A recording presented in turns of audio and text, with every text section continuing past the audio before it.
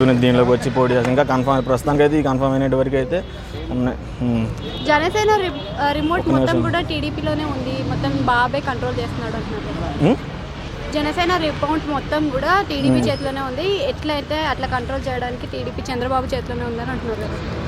జనసేన చంద్రబాబు చేతిలోనా? అలా ఏం లేదండి, అలా ఏం లేదు. అంటే ఏపీలో అభివృద్ధి జరగలేదన్నా వైఎస్ఆర్సీపీ ప్రభుత్వంలో? అభివృద్ధి అంటే తెలుసు కదా బ్రో, అందరు చూసిన వాళ్ళు అందరూ తెలిసింది కదా ఏమాత్రం అభివృద్ధి అంటే. అది ఏ 4 years చేసేది ఒకళ్ళు అయ్యి అదే టైం కాదు అది. బట్ మనకి మెయిన్ ఫండ్స్ ఇవి లేవు కదా.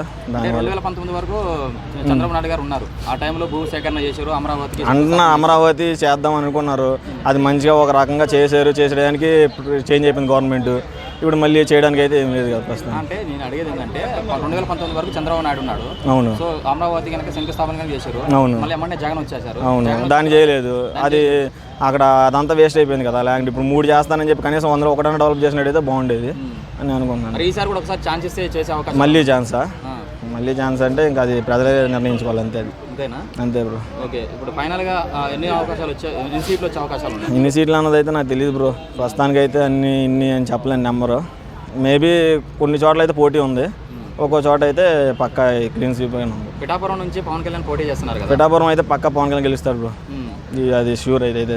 ఓకే, అంటే ఇప్పుడు అలయన్స్ అంటే కూటమి నుంచి ముగ్గురు అయితే ఒకటే సింగిల్గా వస్తాను అని చెప్పేసి అని అంటాడు. అవును, ఇడుపులపై నుంచి ఇచ్చాపురం వరకు కూడా వస్తున్నారు బ్రో. మరి అందరూ చేంజ్ అయ్యారు కదా, ఇన్ఛార్జీలు కూడా చేంజ్ అయ్యారు కదా. సేమ్ ఇన్ఛార్జీలు పెట్టొచ్చు కదా, అదే పాత ఉన్నోళ్ళనే మళ్ళీ పెట్టొచ్చు కదా.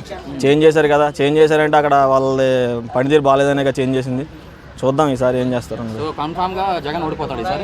జగన్ ఓడిపోతారని తెలియదు బ్రో, అది ఇంకా ప్రజల మీద ఆధారపడి ఏమో తెలియదు. చివరి మినిట్ వరకు చెప్పలేం కదా, ఎవరి ఇష్టం వాళ్ళది. అంటే ఉచిత పథకాల వల్ల ప్రజలు సమర్పతులు అవుతున్నారు. అమలుపోతులు అంటే అవన్నీ ఎప్పుడు ఉండేవే కదండి, అవి కొత్తగా అంటే పేర్లు మార్చారు అంతే. నాకు తెలిసి ఎప్పుడు ఉండే పథకాలు అవి. కాకపోతే అంతకుముందు నేను చదువుకునేటప్పుడు ఇట్లా ఇప్పుడు ఇది ఉంది కదా రీఎంబర్స్మెంట్, మాకు డైరెక్ట్ కాలేజీ పంపించేస్తారు. ఇప్పుడు మాకు ఏదేసి ఇట్లా ఇస్తున్నారు అంతే. మ్యాక్సిమం అంటే సిమిలర్గా అన్నీ ఒకటే అంతే. ఫైనల్గా 2024 ఏపీ ఎలక్షన్స్లో ఎవరు సీఎంగా అయితే బాగుంటుంది అనుకుంటున్నాను? నేనైతే పవన్ కళ్యాణ్ ఉండగా పవన్ కళ్యాణ్ ఛాన్స్ లేదని అంటున్నారు, మరి చూద్దాం. అది ఓకే బ్రో, థ్యాంక్ యూ.